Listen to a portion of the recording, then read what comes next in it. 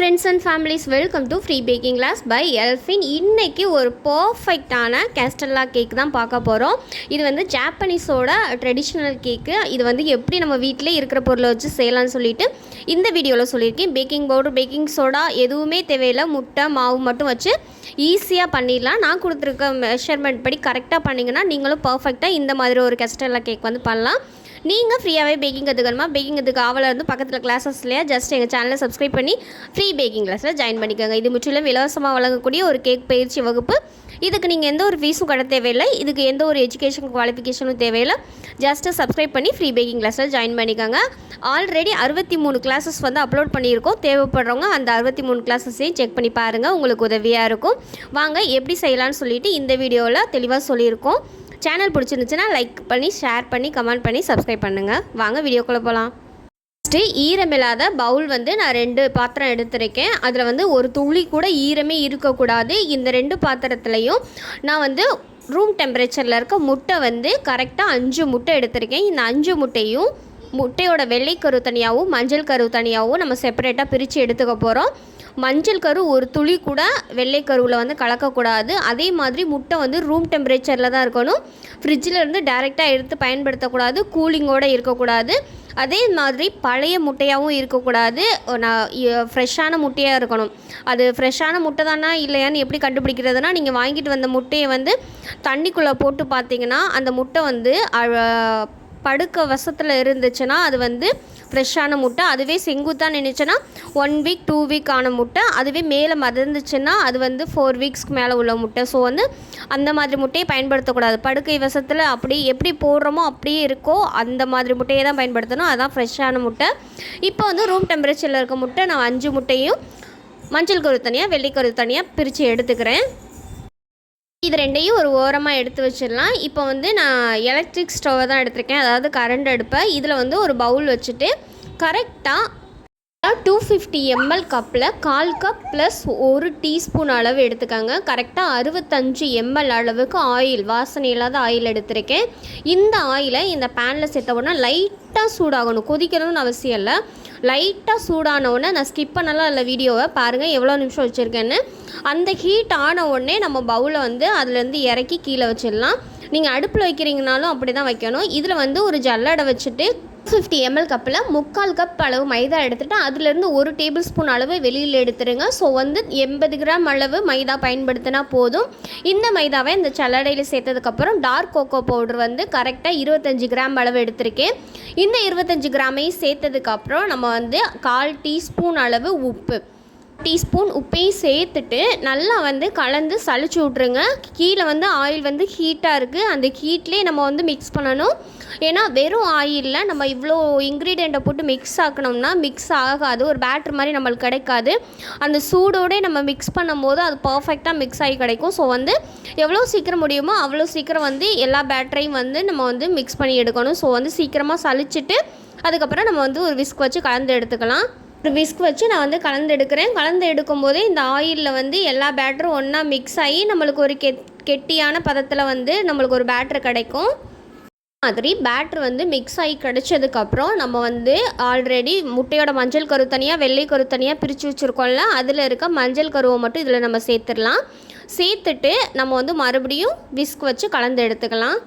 மாதிரி முட்டையோட மஞ்சள் கரு சேர்த்த உடனே நம்மளுடைய பேட்டர் வந்து ரொம்ப கெட்டியாகி இறுக்கமாகி கட்டி கட்டியாக ஒரு ட்ரையான இது மாதிரி பேட்டர் மாதிரி ரெடி ஆகும். ஸோ வந்து பயந்துராதீங்க, அது அப்படி தான் ஆகும். இந்த மாதிரி சேர்த்ததுக்கப்புறம் நம்ம இந்த மாதிரி கிளறிட்டு விஸ்கை வந்து வச்சுட்டு அதுக்கப்புறமா காய்ச்சி ஆற வச்ச பால் வந்து 130 ml அளவு, அதாவது கரெக்டாக 250 ml கப்பில் 1/2 கப் அளவு ஒரு டீஸ்பூன் அளவு, டோட்டலாக 130 வரும். 130 ml அளவு பால் எடுத்துக்கோங்க. இந்த பாலை பாதி ஃபஸ்ட்டு ஊற்றிட்டு கொஞ்சமாக மிக்ஸ் பண்ணிவிட்டு அதுக்கப்புறமா மறுபடியும் பாதியை ஊற்றி அதுக்கப்புறம் மிக்ஸ் பண்ணுங்கள். மிக்ஸ் பண்ணி கட்டிகள் எதுவும் இல்லாத அளவுக்கு ஒரு ஸ்மூத்தான ஒரு பேட்டராக வந்து நம்ம ரெடி பண்ணணும். அது வந்து திப்பையாக இருக்கும். ஸோ வந்து நீங்கள் அப்படியே விட்டுறக்கூடாது. நல்லா உங்களால் எவ்வளோதுக்கு முடியுமோ அந்த அளவுக்கு விஸ்க் வச்சு பயன்படுத்தி அதை வந்து நல்லா கட்டிகள் எதுவும் இல்லாமல் அப்படியே ஸ்மூத்தியான டெக்ஸ்சராக இருக்கணும். அந்த அளவு வர்ற வரைக்கும் நம்ம இந்த மாதிரி கலந்து எடுத்தால் தான் பர்ஃபெக்டான ரிசல்ட் வரும். இந்த மாதிரி பேட்டர் ரெடி பண்ணி வச்சுட்டு இதை ஒரு ஓரமாக வச்சிடலாம். இப்போ நம்ம ஆல்ரெடி எடுத்து வச்சுருக்கோம்ல முட்டையோட வெள்ளைக்கரு, அதை வந்து தண்ணி மாதிரி இருக்கிறத நுர மாதிரி பொங்கி வர்ற அளவுக்கு பீட்ரு வச்சு நல்லா ஹை ஸ்பீடில் பீட் பண்ணிக்கோங்க. ஒரு நிமிஷத்துக்கு பீட் பண்ணதுக்கப்புறம் நம்ம வந்து சர்க்கரையை வந்து ஆட் பண்ணிக்கலாம். கரெக்டாக 110 கிராம் அளவு சுகர் எடுத்திருக்கேன். 250 ml கப்பில் அரை கப் ப்ளஸ் டேபிள் ஸ்பூன் அளவு எடுத்திங்கன்னா கரெக்டாக 110 கிராம் அளவு வரும். அந்த சுகரை கொஞ்சம் கொஞ்சமாக சேர்த்து நல்லா நுர பொங்க பீட் பண்ணணும். பீட் பண்ணும்போது உங்களுக்கு சர்க்கரை கரைஞ்சிருக்கணும், அதே நேரத்தில் நல்லா ஸ்டிப்பிக்காக வரணும். நுர மாதிரி இருக்கக்கூடாது, அது வந்து ஃபோம் மாதிரி இருக்கணும். அந்தளவு வர்ற வரைக்கும் நம்ம கண்டினியூஸாக பீட் பண்ணிகிட்டே இருக்கணும். கொஞ்சம் கொஞ்சமாக சுகரை சேர்த்தா தான் அந்த மாதிரி ஒரு திக்கான ஃபோம் மாதிரி வரும். ஒரே நேரத்தில் எல்லா சுகரையும் சேர்க்காதீங்க.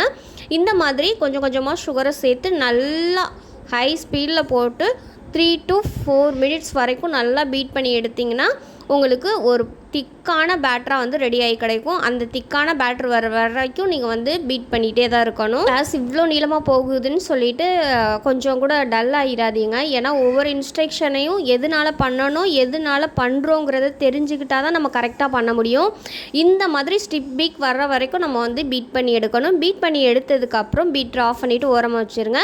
இப்போ ஆல்ரெடி நம்ம மிக்ஸ் பண்ணி வச்சுருக்கோம்ல சாக்லேட்டு ஆயில் எல்லாம், அதில் வந்து கொஞ்சோண்டு பேட்டரை, அதாவது முட்டையோட வெள்ளைக்கரு இருக்குல்ல, அந்த பேட்டரை கொஞ்சமாக எடுத்து இதில் போட்டுட்டு கொஞ்சம் மிக்ஸ் பண்ணி ஒரு பேட்டரை வந்து இது கூட மிங்கிள் ஆக்கணும். அது டேரெக்டாக ஊற்றிட்டு அதில் இது பண்ணும்போது கட்டிகளாக இருக்கும். ஸோ வந்து அடிச்சும் நம்மளால் வந்து கிளற முடியாது, அந்த ஃபோம்லாம் அடங்கிடும். ஸோ வந்து கொஞ்சம் பேட்டரை எடுத்து இதில் போட்டு வந்து நம்ம நல்லா கலந்து எடுத்துக்கலாம். கலக்கும்போதே பார்த்திங்கன்னா அங்கங்கே வந்து முட்டையோட ஃபோம் வந்து கட்டி மாதிரி இருக்கும். அதே நேரத்தில் சாக்லேட்டும் ஒரு சில இடத்துல மட்டும் டார்க்காக இருக்கும். அதெல்லாம் ஒரு சேர்கிற வரைக்கும் நல்லா கலந்ததுக்கப்புறம் இதை வந்து மொத்தமாக இந்த முட்டையோட வெள்ளை கருவில் வந்து சேருங்க. சேர்த்துட்டு நல்லா வந்து ஸ்பேட்சில் வச்சு ஜென்டலாக மிக்ஸ் பண்ணுங்கள். ரொம்ப அழுத்தம் கொடுத்து டப்பெல்லாம் கிண்டக்கூடாது, எக்கோட ஃபோம் வந்து அடங்கிடும். நீங்கள் எந்த அளவுக்கு பேட்டரை ஸ்மூத்தாக ஹேண்டில் பண்ணுறீங்களோ அந்த அளவுக்கு சாஃப்ட் அண்ட் ஃப்ளஃபியாக வந்து உங்களுக்கு கேஸ்டலா கேக் வரும். ஸோ வந்து பார்த்து பொறுமையாக பண்ணுங்கள். இந்த மாதிரி எல்லாத்தையும் ஒரு சேர எல்லா சாக்லேட்டும் எல்லா ஃபோமும் ஒன்றா மிக்ஸ் ஆகணும். அதே நேரத்தில் கட்டிகள் எதுவும் இருக்கக்கூடாது. அந்த அளவுக்கு நம்ம வந்து மிக்ஸ் பண்ணி எடுத்துக்கலாம். ஒரு பர்ஃபெக்டான பேட்டராக நீங்கள் ரெடி பண்ணி எடுத்துக்கணும். பாருங்கள் எந்த அளவுக்கு இருக்குன்னு. இந்த மாதிரி இருந்தால் தான் கரெக்டாக வரும். ஏன்னா பேக்கிங் பவுடர் பேக்கிங் சோடா எதுவுமே நம்ம யூஸ் பண்ணல, இருந்தாலுமே இந்த ஃபோமோட அடர்த்தியில் மட்டும்தான் நம்மளுக்கு வந்து கேக் வந்து ஸ்பாஞ்சாக வரும். ஸோ வந்து அதை கவனமாக பார்த்துக்கோங்க. இந்த ரெசிபிக்கு எடுக்க போகிற நம்ம வந்து இந்த பேக்கிங் ட்ரே வந்து இந்த மாதிரி ஜாயின் கொடுத்ததா இருக்கக்கூடாது. நல்லா பாருங்கள், இதில் பார்த்தீங்கன்னா ஒரு ஹோல் மாதிரி இருக்கும் இந்த ஜாயின் கொடுத்ததில். ஸோ வந்து இதுக்கு கீழே நம்ம சுடுதண்ணி ஊற்றி பேக் பண்ணும்போது அந்த தண்ணி வந்து இதுக்குள்ளே போய் கேக் வந்து இந்த இட்லி வந்து தண்ணிக்குள்ளே முழுகிடுச்சுன்னா எப்படி இருக்கும், இட்லி பேட்டரி அந்த மாதிரி ஆயிரும். ஸோ வந்து இந்த மாதிரி கார்னர் உள்ள டின்னை வந்து நீங்கள் எடுக்கக்கூடாது. இந்த மாதிரி சுத்தமாக கவர் பண்ணியிருக்கணும் எல்லா ஓரங்களும். அந்த அளவுக்கு கவரான பாத்திரத்தை மட்டும்தான் நீங்கள் பயன்படுத்தணும் இதில்.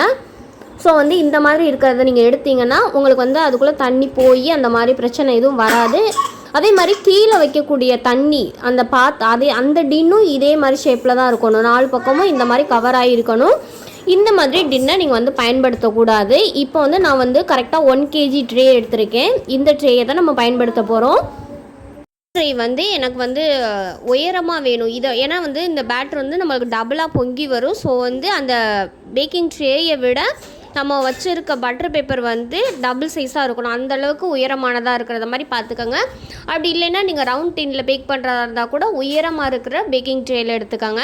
இப்போ நம்ம பேட்டரை ரெடி பண்ணி வச்சுருக்கதை இதில் வந்து நம்ம சேர்த்துக்கலாம். சேர்த்துட்டு பேக்கிங் ட்ரேயை விட பெரிய பேக்கிங் ட்ரே எடுத்திருக்கேன். இதில் வந்து 4 கார்னருமே எனக்கு ஜாயிண்ட் ஆகி தான் இருக்கும், விரிசல் எதுவும் இருக்காது. இந்த மாதிரி இருக்கணும். இதில் வந்து சுடு தண்ணி நான் ஊற்ற போகிறேன். இதில் வந்து பாதி, அதாவது அந்த பேட்டரை நம்ம உள்ளே வச்சோன்னா அந்த கேக் பேட்டர் இருக்க டின்னுக்கு 1/4 வாசிக்கு தண்ணி இருக்கணும், அந்த அளவுக்கு இருக்கணும்.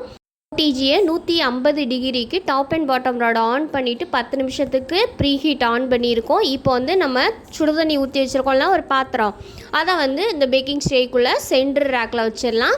கொஞ்சம் கவனமாக வைங்க. உங்களுக்கு வைக்கிறது கொஞ்சம் கஷ்டமாக இருந்துச்சுன்னா பேக்கிங் ட்ரே உள்ளே வச்சுட்டு சுடுதண்ணி ஊற்றிக்கோங்க. இப்போ இந்த மாதிரி வச்சதுக்கப்புறம் நம்ம ரெடி பண்ணி வச்சுருக்க பேட்டரை வந்து சென்டர் ரேக்கில் இருக்கிற மாதிரி பார்த்து கயிறு சுற்றாமல் கவனமாக வைங்க. இந்த சுடுதண்ணியில் தான் கரெக்டாக வேகணும், அப்போ தான் வந்து பர்ஃபெக்டாக வரும். ஸோ வந்து டைமரை 150 டிகிரியில் top and bottom rod on பண்ணிவிட்டு கரெக்டாக 1 மணி நேரம், அதாவது 60 நிமிஷம் வந்து ஆன் பண்ணிக்கோங்க. பண்ணுறதுன்னா கொஞ்சம் கஷ்டமாக இருக்கும். ஏன்னா வந்து நம்மளுக்கு இவ்வளோ பெரிய பாத்திரம் இருக்காது. இப்போ 1 மணி நேரம் ஆச்சு. கரெக்டாக 1 மணி நேரத்தில் நம்ம வந்து கஸ்டர்ட் கேக் வந்து பர்ஃபெக்டாக வந்திருக்கு. கிராக்லாம் இல்லாமல் இருக்கும். ஸோ அதுதான் பர்ஃபெக்டான அளவு. ஸோ வந்து இந்த மாதிரி வெளியில் எடுத்து கூல் டவுன் ஆற வச்சிங்கன்னா லைட்டாக வந்து ஹைட்டு மட்டும் லைட்டாக கம்மியாகும், ரொம்பலாம் கம்மியாகாது. அந்த பேப்பரோட எட்ஜு வரைக்கும் இருக்கும். ஸோ வந்து நல்லா ஆறுனதுக்கப்புறம் வந்து நம்ம வந்து ரிமூவ் பண்ணிக்கலாம் பட்டர் பேப்பரை. எந்த அளவுக்கு பர்ஃபெக்டாக எவ்வளோ மாய்ஸ்ட்டாக வந்திருக்குன்னு பேக்கிங் பவுடர், பேக்கிங் சோடா எதுவுமே யூஸ் பண்ணாமல் அப்படியே இந்த எப்படி சொல்கிறது, அந்த கேக்கு வந்து அப்படியே தளன்னு ஆடும். அந்த அளவுக்கு அவ்வளோ சாஃப்டாக இருக்கும். ஸோ வந்து நம்ம ஹேண்டில் பண்ணுறதும் கொஞ்சம் கவனமாக தான் ஹேண்டில் பண்ணணும். அந்தளவுக்கு சாஃப்டாக இருக்கும். இதையே நான் வந்து பிரித்து காட்டுறேன் பாருங்கள் எந்த அளவுக்கு பர்ஃபெக்டாக வந்திருக்குன்னு. இந்த மாதிரி தான் வரும். ஸோ வந்து நம்ம கொஞ்சம் வந்து கவனமாக இதை வந்து டிமோல்ட் பண்ணணும். மாதிரி தான் பாருங்கள் எந்த அளவுக்கு சாஃப்டாக இருக்குன்னு. எவ்வளோ அப்படியே அந்த கேக்கை பார்த்திங்கனாலே தெரியும் உங்களுக்கு டெக்ஸ்சரு. ஸோ வந்து இந்த கேக்கை வந்து நம்ம கட் பண்ணி காமிக்கிறேன். அவ்வளோ சாட்டிஸ்ஃபைடாக இருந்துச்சு கட் பண்ணுறதுக்கே. ஸோ வந்து நீங்கள் வீட்டில் கண்டிப்பாக ட்ரை பண்ணி பாருங்கள். ஈஸியாக நீங்களும் பண்ணலாம். இந்த ரெசிபி உங்களுக்கு பிடிச்சிருந்துச்சுன்னா லைக் பண்ணி, ஷேர் பண்ணி, கமெண்ட் பண்ணி, சப்ஸ்கிரைப் பண்ணுங்கள். ஃப்ரீ பேக்கிங் கிளாஸில் ஜாயின் பண்ணிக்கோங்க. இது வந்து அவ்வளோ சாஃப்டாக இருந்தது. வாயில் வச்ச உடனே அப்படி மெல்ட் ஆகிற அளவுக்கு டேஸ்ட்டாக இருந்துச்சு. ஸோ வந்து ஸ்கிப் பண்ணாமல் கொடுத்துருக்க மெஷர்மெண்ட்டையும் கரெக்டாக ஃபாலோ பண்ணிங்கன்னா கண்டிப்பாக பர்ஃபெக்டாக பண்ண முடியும்.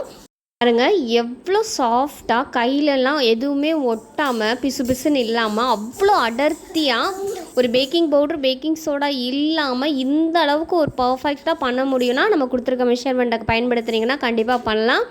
இந்த அளவுக்கு சாஃப்டாக, இந்த அளவுக்கு அடர்த்தியாக ஒரு கேக் பண்ண முடியும்னா நம்மளால் பண்ண முடியும். ஸோ வந்து நீங்கள் ட்ரை பண்ணி பார்த்துட்டு ஃபீட்பேக் சொல்லுங்கள். இந்த ரெசிபி உங்களுக்கு பிடிச்சிருந்துச்சுன்னா எல்லோ கலர் ஹார்ட்டை வந்து கமெண்ட் பண்ணுங்கள். Thank you for all.